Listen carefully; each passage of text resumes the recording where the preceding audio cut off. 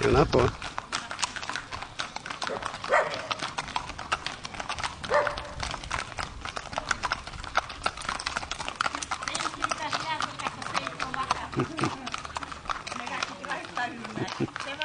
Jó napot!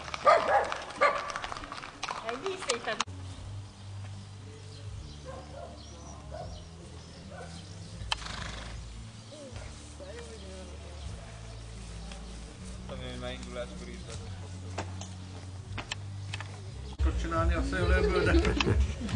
Még nem hallottam szőlőfogót. De mi szoktunk. De mi szoktunk. Szoktunk. Berakni.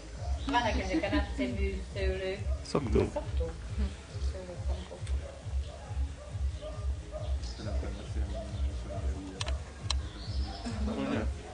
Éppen csak átesel a határon, még extra magyar terület, méghozzá még az a rész, ahol szlovákul kötődnek vissza. Hát ősszel is voltunk már, meg most tavasszal, igen, most húsvétkor is voltunk erre túrázni.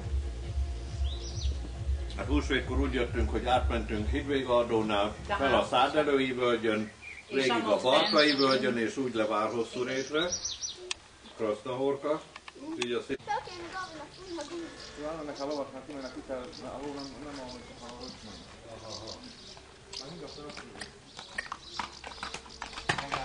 Ó, várjuk már meg annól. Jó, csak egy sorba rájön.